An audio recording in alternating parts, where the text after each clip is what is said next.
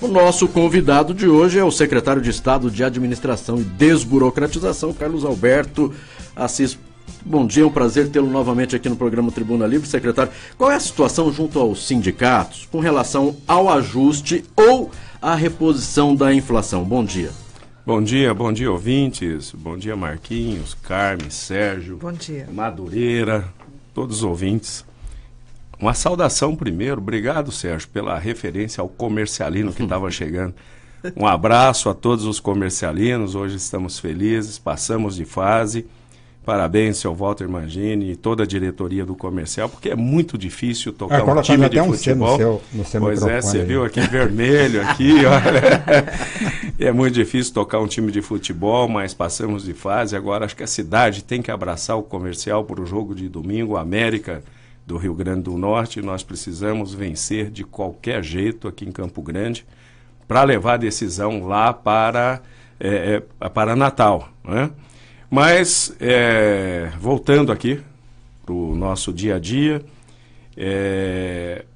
o governo, e antes de falar de governo, eu vou dizer que eu acredito que o governador Reinaldo vai entrar para a história desse estado como o maior gestor público de todos os tempos, porque é um governo que pega 3 anos seguidos de recessão, com receitas caindo, com instabilidade política, econômica, e mantém esse Estado ainda funcionando, mantém esse Estado fazendo entregas, como o Reinaldo, que teve uma semana, a semana que passou, visitando Dourados, Ponta Porã, Laguna, Jaraguari, Maracaju, Costa Rica, em uma semana 6 cidades fazendo entregas. São pontes, são sinalizações, recapeamento de pista, fazendo o dever de um grande gestor, que deve fazer entregas para a população. São novas escolas, são quadras poliesportivas cobertas, são pontes de concretos. Acabaram-se, Sérgio, aquelas pontes de madeira do nosso tempo, agora são pontes de concreto. Então, é um governo que não para. O nosso servidor, nós sempre, desde o primeiro ano do nosso governo, nós mantivemos o diálogo com todos os sindicatos e associações que representam esse governo. A reposição do índice de inflação é um direito do servidor. Mas nós temos que discutir e nós temos que chegar a um bom termo para saber se o governo tem possibilidade, se financeiramente ele está capacitado a oferecer isso. E durante todo o mês de maio nós conversamos com todos os sindicatos para saber o que era possível avançar em melhoria para os nossos servidores. A grande maioria dos sindicatos compreenderam o momento difícil, estamos dialogando, estamos conversando. No dia 31 de maio nós falamos para todos os sindicatos. Infelizmente, em maio, nós não temos ainda o que oferecer, mas as portas estão abertas, o diálogo é permanente e nos dê mais um tempo que nós vamos buscar possibilidade de estar oferecendo alguma coisa ainda para o nosso servidor. E todos eles, FETEM, Sindicad, ACS, estiveram conosco, estamos... E eu estou aqui, citei 3, mas 47 sindicatos compreenderam, estamos conversando, estamos com prazos para poder fazer as entregas. Até o dia 3, nós estaremos anunciando, se é possível, o reajuste geral, e até o dia 10, para alguns sindicatos que nós temos compromissos e que ficamos de conversar o que dava para avançar, o que pode avançar, ou se iremos repactuar o que foi combinado numa outra época, numa época em que nós esperávamos que o país fosse melhorar, que a economia do Estado fosse melhorar, fato que não aconteceu. Então, cabe uma conversa, cabe um ajuste, nós não vamos fugir dos compromissos, o governador não é de fugir dos seus compromissos, mas tem que pensar primeiramente na economia do Estado. Então, se for o caso, vamos propor a alguns sindicatos para que a gente possa repactuar aquilo que foi combinado, para que a gente tenha condições de realmente fazer todas as entregas. Bem, já tem algumas mobilizações, né? O Sindicato dos Policiais Civis acampado em frente à governadoria. E claro que quando se fala em reajuste salarial, o governo, os municípios precisam estar preparados.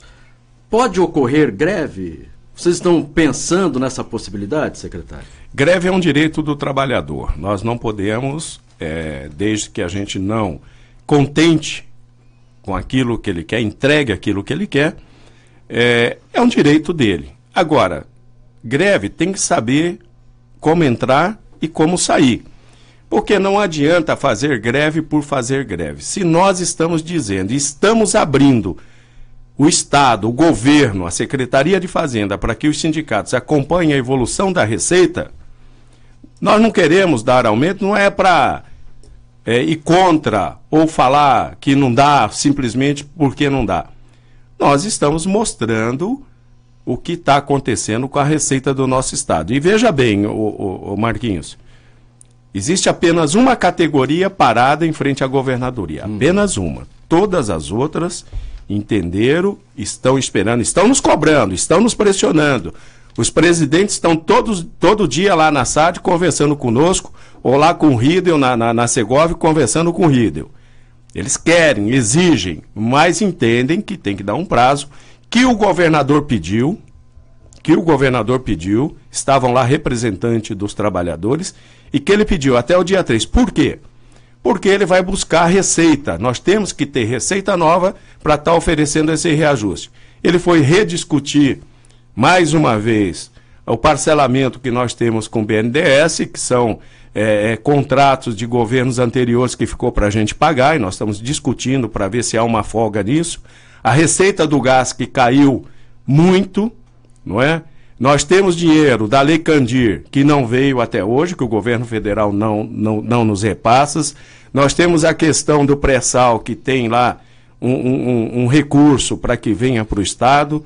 Nós temos lá recursos que estão presos num banco, o Banco Rural, que faliu, ganhamos na Justiça, mas ainda não foi repassado. E o governador está trabalhando em cima disso, por isso que pediu prazo até o dia 3, e a maioria dos sindicatos entenderam, apenas um que não compreendeu isso, para que a gente possa anunciar o que se pode avançar em melhoria de salário para os nossos servidores. Qual patrão que não quer dar reajuste para o seu servidor, desde que seja possível?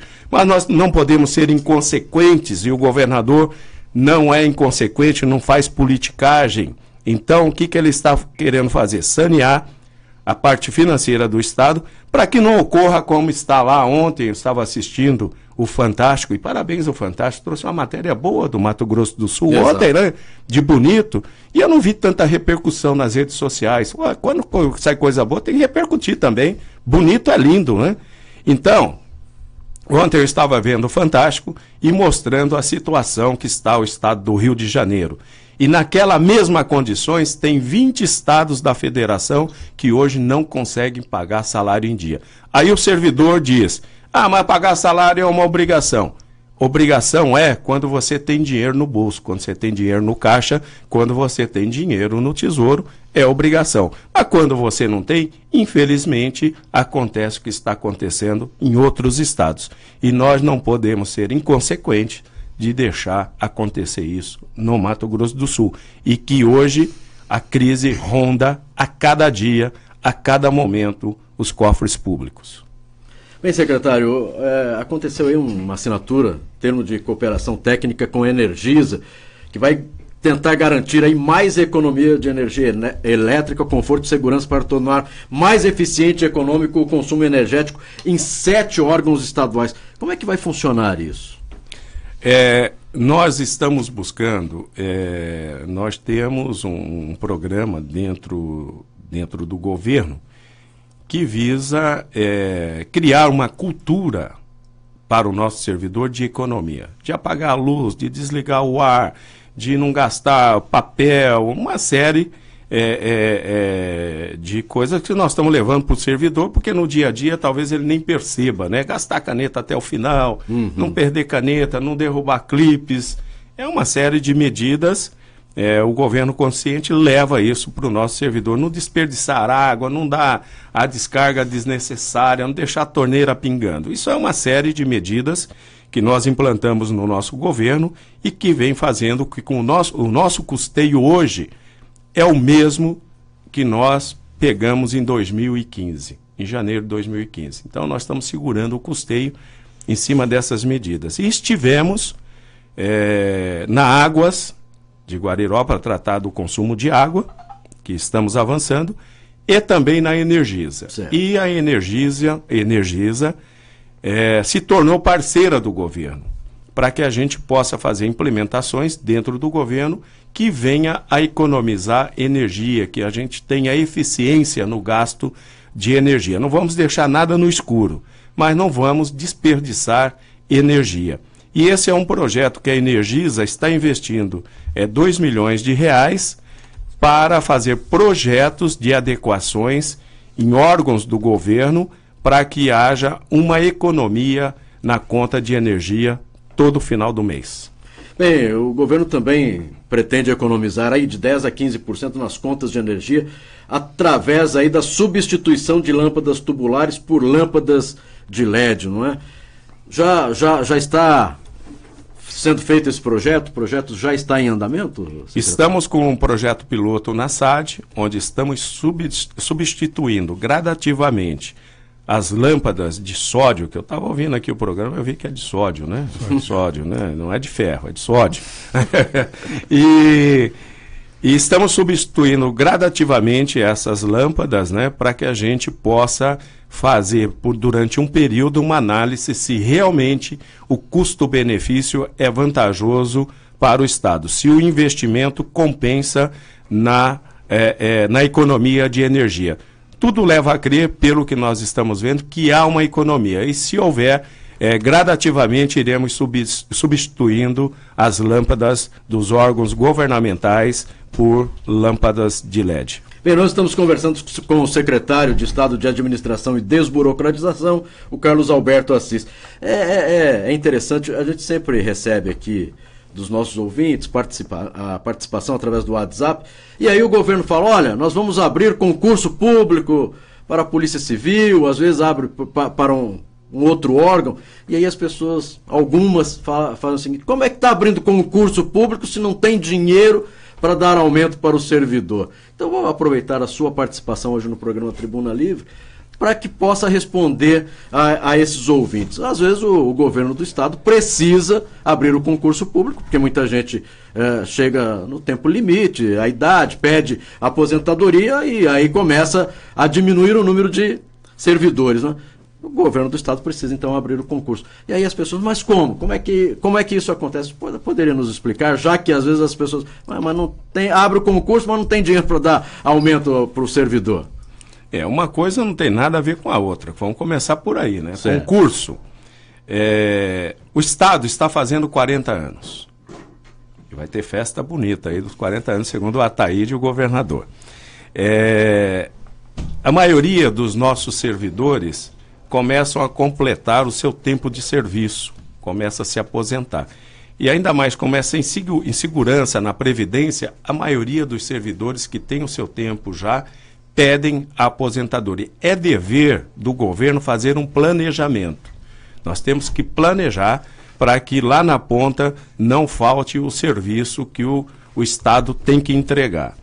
Então, nós estamos fazendo um planejamento para outros concursos, estamos agora aberto da Polícia Civil, né, para delegados, escrivão, investigadores, e o governo tem até 2 anos para chamar. O que tem que deixar bem claro para quem faz o concurso é que o Estado ele tem 2 anos para chamar aqueles que passaram.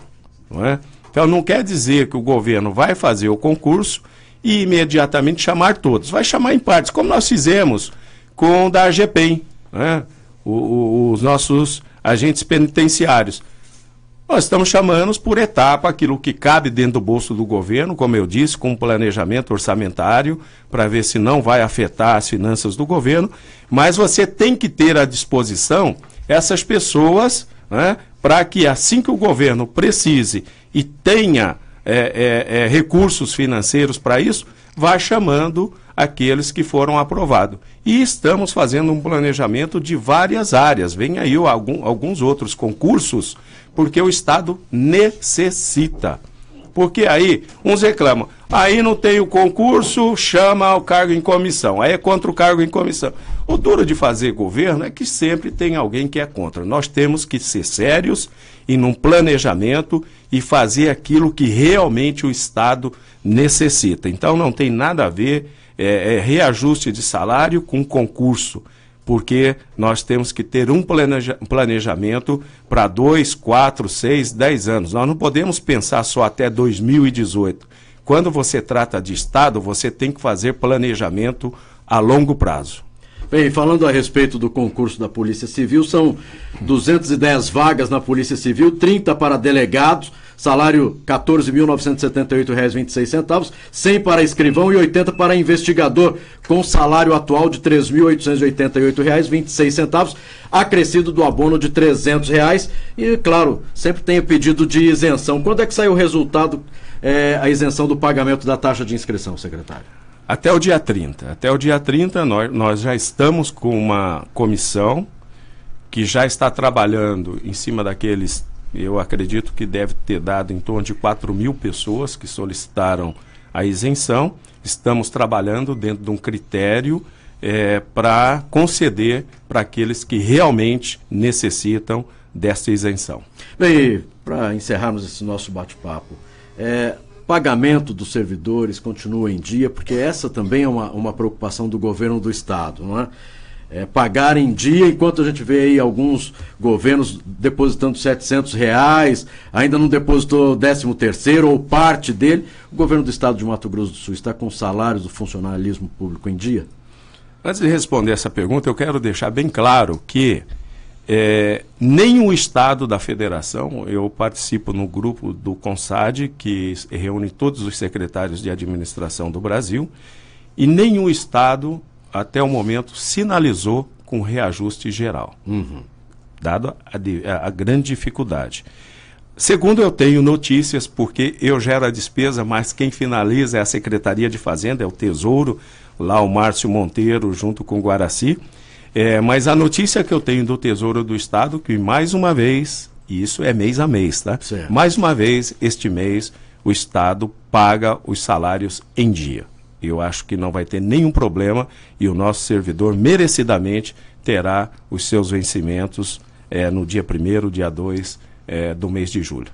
Quero aproveitar a presença do secretário Carlos Alberto Assis aqui para fazer uma pergunta de interesse nacional, secretário. A gente está acompanhando com muita apreensão esse desenrolar do cenário nacional. E, claro, Mato Grosso do Sul, como qualquer estado da federação, precisa dos recursos vindos de Brasília, vindos do governo federal. Como é que o Estado acompanha o que está acontecendo em Brasília, nesses momentos muito decisivos, nessa insegurança política que nós vivemos, uma confusão institucional? O PSDB, Partido Governador, está no centro, né, dessa discussão toda. Acabamos de passar aqui informações de um possível cenário de eleição, né, com a preferência do presidente Lula, Jair Bolsonaro em segundo lugar, empatado com Marina Silva, que reaparece, surge do nada, né, nesses momentos. Como é que está sendo avaliado institucionalmente pelo governo do Estado esse cenário nacional? Com muita preocupação, porque eu falei aqui muito em planejamento. Este é um governo que trabalha em cima de planejamento. E hoje não dá para planejar. Nós conversamos com os nossos deputados federais, nossos senadores, e há uma grande preocupação em Brasília. Você não sabe o que vai acontecer hoje à tarde. Então, desta forma, é preocupante você fazer qualquer coisa contando com o governo federal. Temos tido algum recurso? Temos, mas não é aquilo que seja necessário para que a gente possa planejar e tocar esse Estado com tranquilidade. Eu vejo com preocupação eu não sei, uma força-tarefa para se tirar o governo. Eu quero voltar aqui sem falar de política, sem política partidária, mas como um cidadão que paga impostos neste país, nesse estado, nesse município, eu fico preocupado com esta descontinuidade de governos. E digo que o presidente que hoje está comandando o país foi eleito numa chapa onde a Dilma era a candidata. E quem votou na Dilma votou no Temer. Sabia que o vice-governador era do PMDB, o vice-candidato a presidente era do PMDB e o vice da Dilma.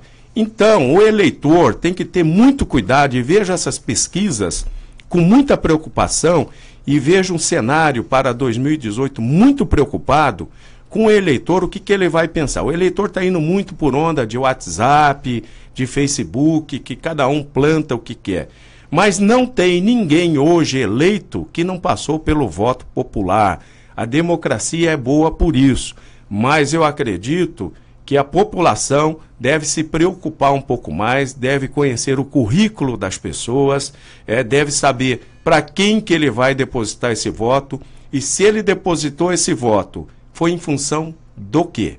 Ele acreditava naquela pessoa, ele conhecia aquela pessoa ou ele foi influenciado por qualquer outra coisa. Então a democracia no Brasil precisa amadurecer.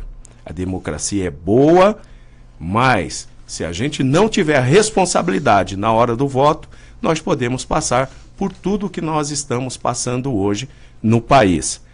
Eu acredito, está na hora de dar tempo para que se passe esse governo, para que se venha uma nova eleição legítima, para que a população, com a sua sabedoria, possa colocar alguém que ela acredite. Mas leve o seu voto de confiança do seu coração, que você estudou, que você acha que aquela pessoa realmente vai fazer aquilo que o nosso país, que o nosso estado, que o nosso município necessita.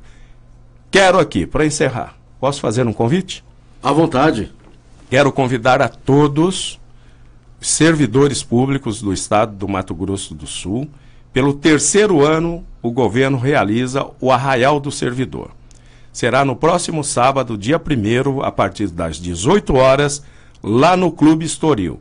A entrada é grátis, você só mostra a tua matrícula ou a tua RG, pode levar a sua família, pode levar os seus amigos. Comidas típicas, terá lá o Eco do Pantanal e o Evandro, que eu me esqueci o sobrenome do Evandro. Evandro Campos, que diz que é o... Vou te contar, Pedrinho. Dizem que é muito bom. Diz que vai ser um bailão daqueles. Então, os servidores estão convocados ou convidados para participar. Convidados. Porque senão o pessoal não vai falar, olha. Convidados, gente. Convidados a participar do 3º Arraial do Servidor, que a gente faz com o maior carinho, porque com toda essa crise, com todos esses momentos difíceis, nós temos que ter um momento de lazer. E pelo 3º ano, o governo realiza com muito carinho esta festa para todos os nossos servidores. Secretário Carlos Alberto Assis, nós falamos em encerrar, mas tem uma pergunta aqui. Pergunta para o secretário sobre o concurso das UNEIs. Tem um concurso específico para quem trabalha na UNEI, o servidor da UNEI? Tem, é um compromisso. Primeiro, nós finalizamos o PCC, que era uma grande demanda desse setor do servidor público. Nós finalizamos e entregamos o PCC, houve um ganho, houve uma melhoria muito grande na carreira das UNEIs e agora nós, dentro desse planejamento que eu disse, nós estamos incluindo também esse concurso. Bem, conversamos com o secretário de Administração e Desburocratização, Carlos Alberto de Assis, a quem agradeço novamente a participação aqui no programa Tribuna Livre e os esclarecimentos à população e principalmente ao funcionário público, né, que sempre está sintonizado conosco, sempre querendo saber como é que o governo do estado está trabalhando e, claro, e valorizando o servidor público do nosso estado. Eu que agradeço, é um espaço importante para levar os esclarecimentos e posso falar com toda tranquilidade. O governador trabalha todos os dias visando o melhor para a nossa cidade, para o nosso estado e trazer benefícios para a nossa população, e nós estamos focados no nosso servidor para dar melhorias em todas as áreas que ele atua. Um grande abraço e um bom dia.